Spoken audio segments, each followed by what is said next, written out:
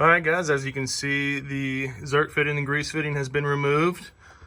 Doing so has allowed me from the bottom up to drive the bottom bushing and the top bushing out through the top. This assembly looks a little different than probably what you're going to see because this is a 68 only beam. So there's a few, a little bit of a difference here. That doesn't look good, does it? But anyway, this is a 68 front beam on a bay window bus. This is the swing lever replacement job that we're doing here on the center pin. Bottom, top, I drove the bottom bushing and the top bushing. There's two bushings in this setup. This setup here. I drove it up through the top. I actually used a cold chisel. Where's my stuff? All right, here we go. I used this dude and a hammer to just get the bushing past this edge. Once it got past the edge, I used an old socket and adapter. It's a 20mm socket that I used to drive the bushings up and out. So I mean, it was a pretty easy job. I've done this a couple times. This has been the easiest thus far. If you kind of traverse with me over here, we can see, of course, the actual swing lever itself. This is the drag link in. Drag link goes this way. It connects to the pitman arm coming off the steering box. This eyelet is going to be for the steering stabilizer that runs this direction, and of course these two assemblies is going to be your passenger tie rod assembly and your driver side tie rod assembly.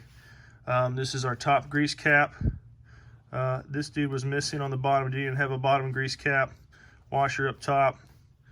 These are the bushings that I extracted from the beam.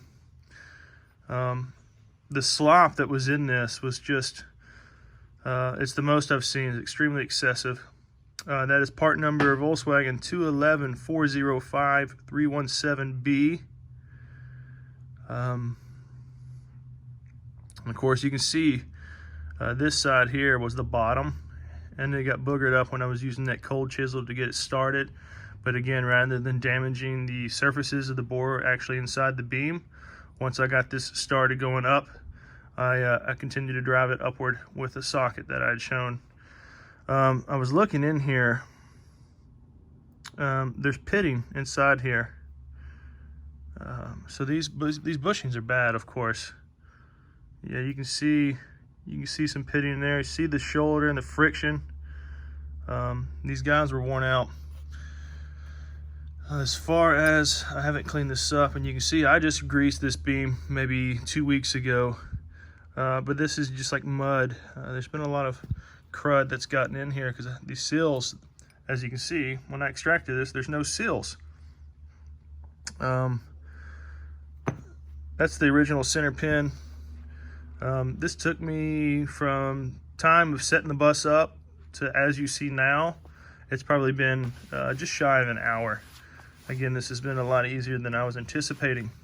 So if we work ourselves back over to the beam, what I'm going to be doing now, you saw my kit there, the Febi kit. That's the common kit out there. Use German components. It's the most common kit, and it's a good kit.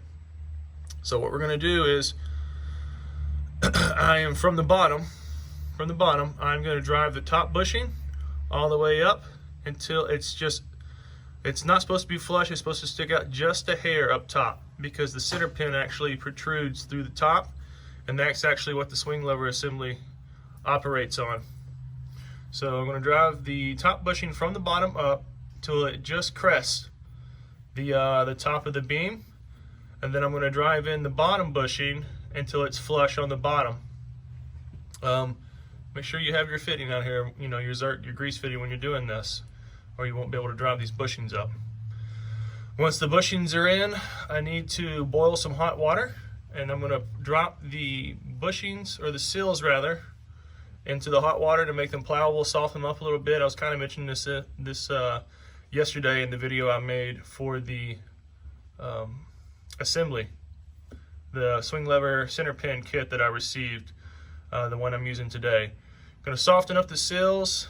The smaller one actually goes into the swing lever. The other one just uses the cap underneath the dust, grease cap up top. You got a washer on the top, a washer on the bottom, a grease cap on the bottom, which that was missing because on my beam you can see this is actually boogered up a little bit. So we'll get that proper again, we'll get that going again, but I'm going to install the bushings, clean up my swing lever assembly, soften some seals, and get this thing buttoned up. So stay tuned. Thanks, guys.